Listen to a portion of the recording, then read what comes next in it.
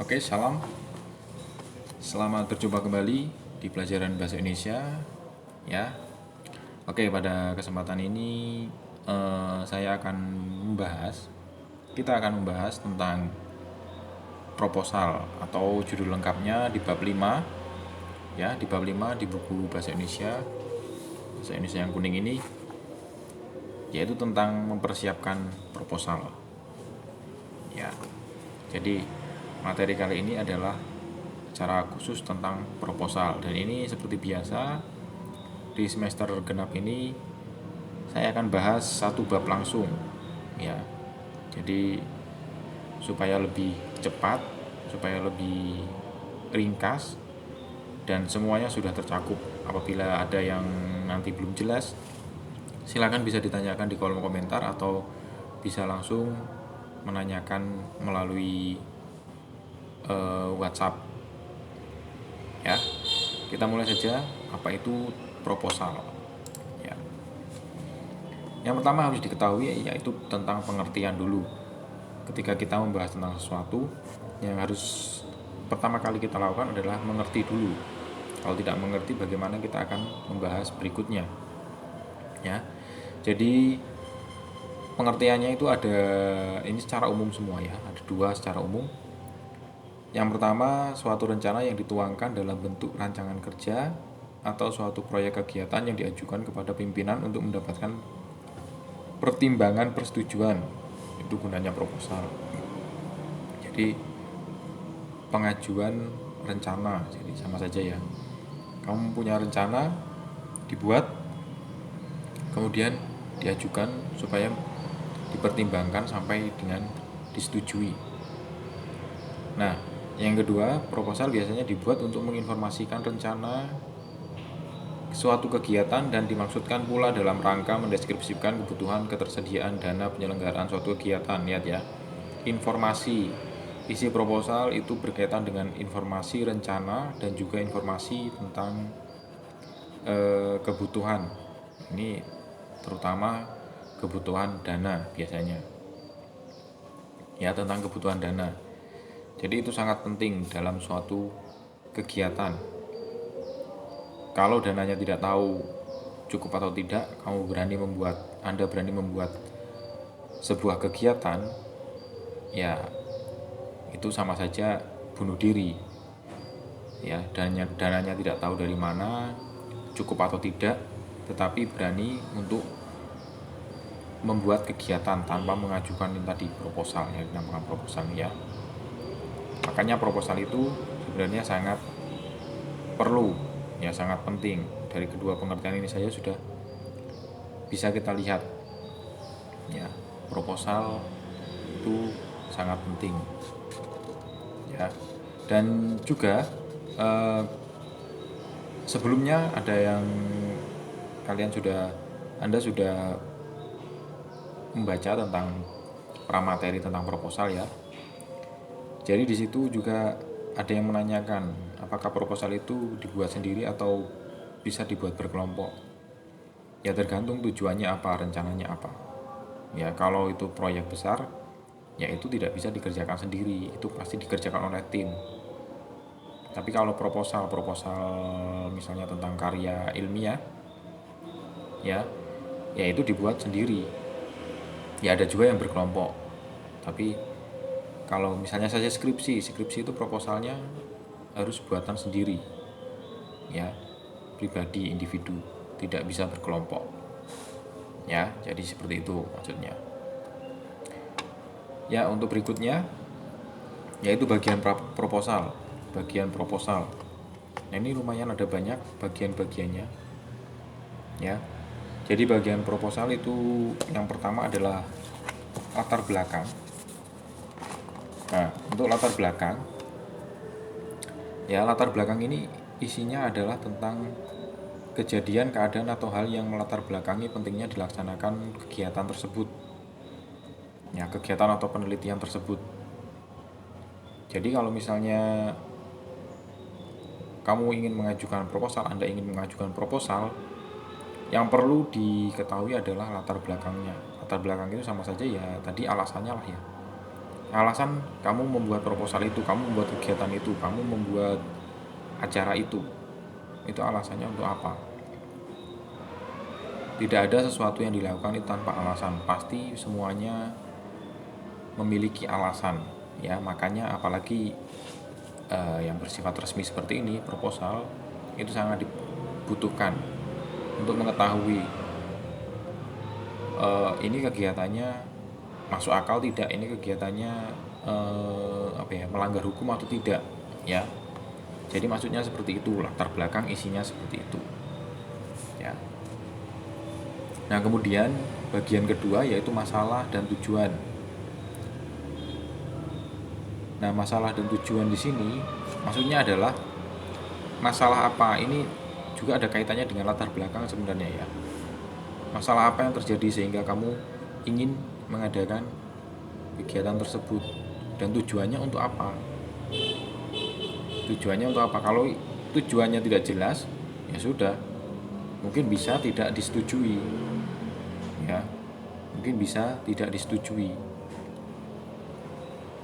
Jadi ini harus jelas. Setelah ini jelas, baru kira-kira kegiatannya itu lingkupnya sebesar apa, seluas apa ya.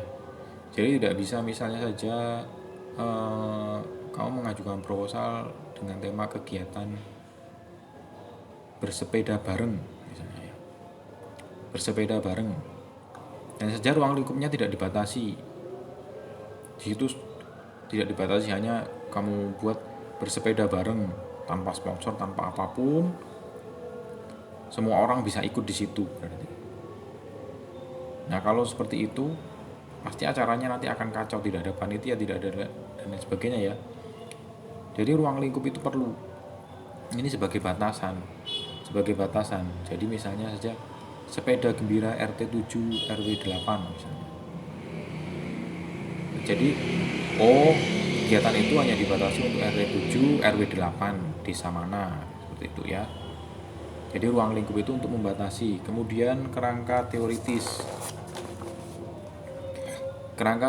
dan hipotesis.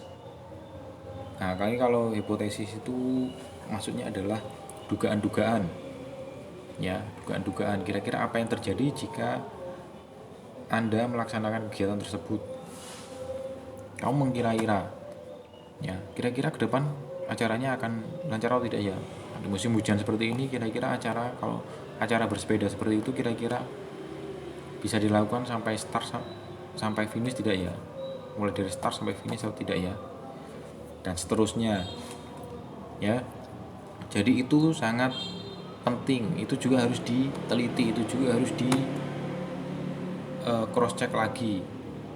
Jadi tidak bisa asal berangkat, pesertanya ada yaudah berangkat, nggak bisa. Semua harus diketahui kira-kira akan lancar atau tidaknya ya. Kemudian yang berikutnya adalah metode yang digunakan di sini, maksudnya adalah metode penulisan. Misalnya bisa dengan angket, bisa dengan sumber baca saja ya, bisa dengan penelitian terdahulu ya. Jadi metode ini sangat perlu. Jadi tidak serta-merta kamu menulis itu, proposal itu kemudian langsung diajukan tanpa metode yang digunakan, tidak jelas seperti apa, yang penting jadi diajukan dan ngeyel untuk di ACC ya. Jadi tidak bisa seperti itu. Pelaksana kegiatan. Nah pelaksana kegiatan itu ya berarti, namanya pelaksana ya berarti orang-orang yang terlibat di dalamnya itu siapa saja. Nah ini juga sangat penting. Kenapa sangat penting? Ya jelas, kalau orang-orangnya belum berkompeten di bidangnya atau belum ahli di bidangnya, tapi kemudian atau setidaknya belum pernah melakukan hal itu di bidangnya, ya tentu acaranya akan bisa sampai bubar, atau ya paling tidak berhasil lah ya, acaranya tidak berhasil, bisa seperti itu. Makanya pelaksana kegiatan harus ditentukan benar-benar, ketua siapa, wakil siapa, sekretaris, bendahara, dan seterusnya sampai yang terkecil.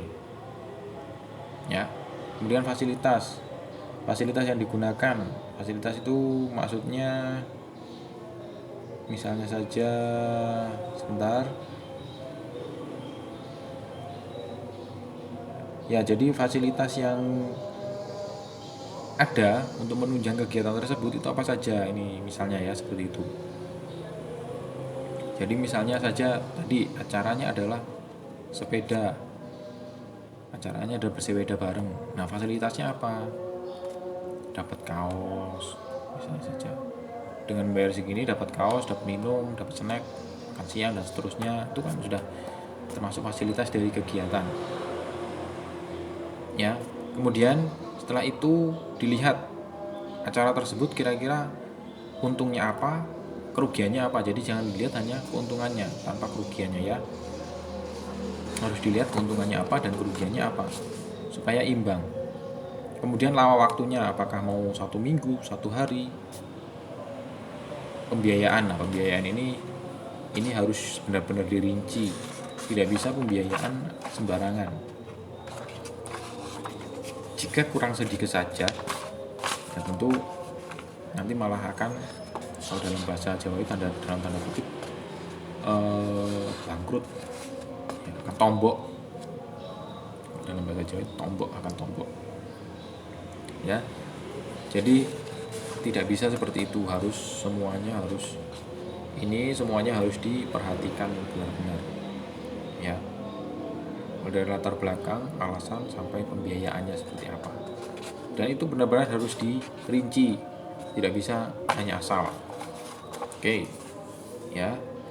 Nah, kemudian berikutnya tadi bagian-bagian proposal. Nah, ini nanti misalnya saja kalau mau buat proposal, setelah judul, kemudian mulai dari latar belakang, masalah, dan tujuan dibagi 2. Jadi yang pertama itu latar belakang, yang kedua masalah dan tujuan, kemudian di sub lagi menjadi AB, ruang lingkup kegiatan, di sub lagi menjadi objek dan jenis-jenis kegiatan ya.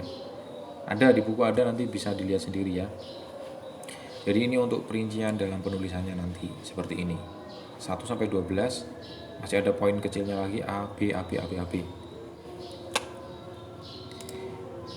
Nah, kemudian untuk jenis proposal secara umum itu hanya ada 2 jenis, yaitu proposal kegiatan dan proposal penelitian.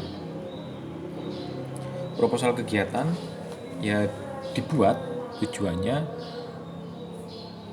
untuk mengusulkan rencana kegiatan yang akan dilaksanakan pada waktu tertentu. Kalau proposal penelitian itu biasanya usulan untuk suatu penelitian ilmiah, misal penyusunan laporan, skripsi, tugas akhir ya. Jadi itu yang bisa dibuat. Jadi jenis proposal secara umum itu ada 2, yaitu proposal kegiatan dan proposal penelitian. Kegiatan itu banyak sekali. Kegiatan pembangunan ya kegiatan, membangun sesuatu itu kegiatan juga ya. Jadi lihat pada waktu tertentu, makanya ada targetnya, target waktu dan target biaya. Nah, kemudian ini yang akan sedikit atau akan agak panjang dibahas, yaitu tentang kaidah kebahasaan proposal. Beberapa sebenarnya sudah dibahas di materi-materi lain, tapi di sini nanti juga akan diulang lagi ya. Oke. Ini misalnya saja kaidah kebahasaan proposal itu banyak menggunakan istilah ilmiah. Istilah ilmiah itu maksudnya seperti apa? Istilah ilmiah itu adalah istilah-istilah yang berkaitan dengan bidang keilmuannya. Misalnya saja di sini ya, istilah di dalam bidang penelitian. Ada apa aja?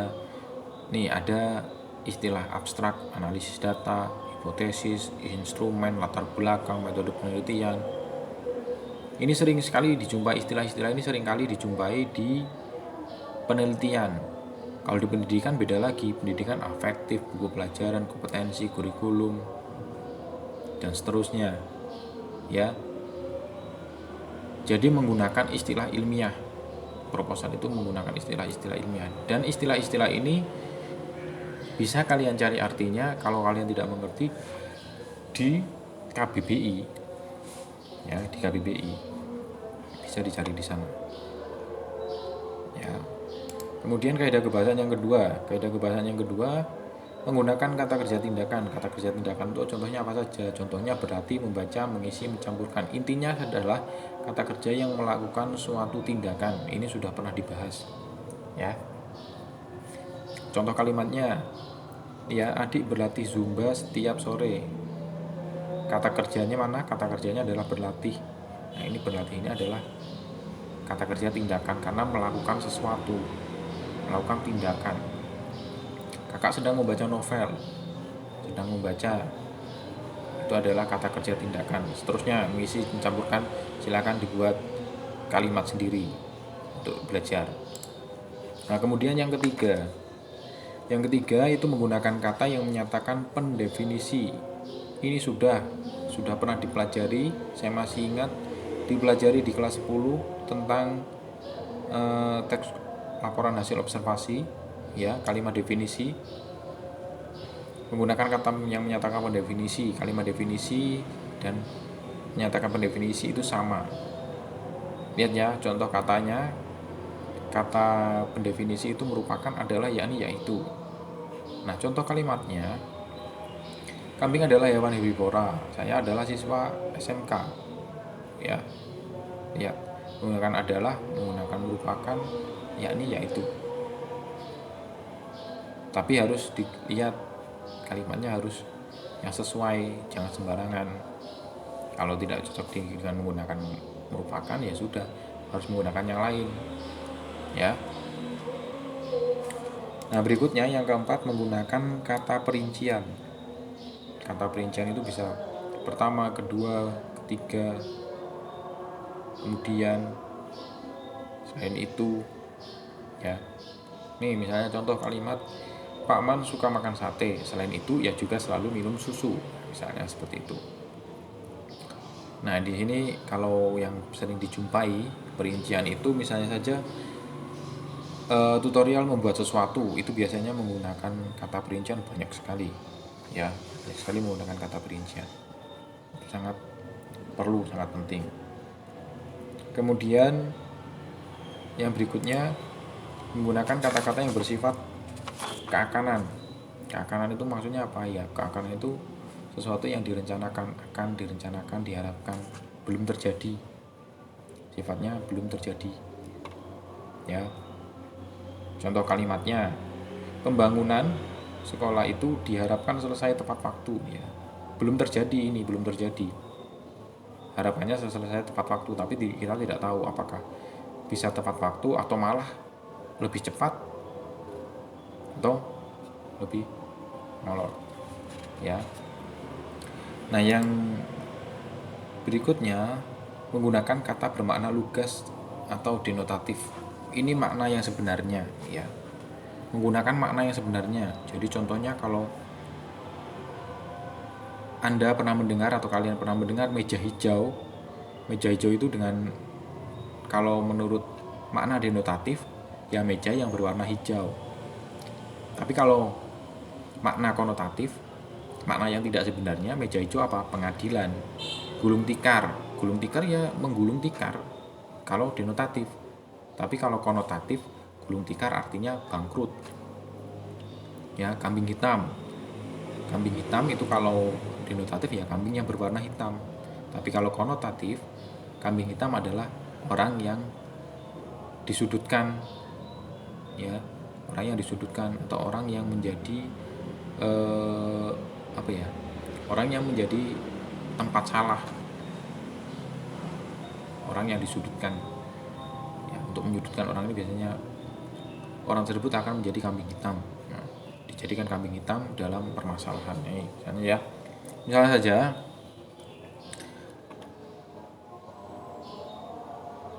coba lihat. Nah, saya menggunakan meja hijau, kata atau istilah meja hijau, ya. Yang saya gunakan istilah meja hijau.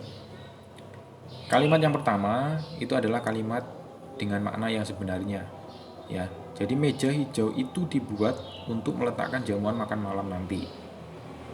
Ya, maksudnya adalah meja yang berwarna hijau, ya, karena bisa digunakan untuk meletakkan jamuan makan malam. Ini ya, tidak diubah. Tapi jadi jangan diubah.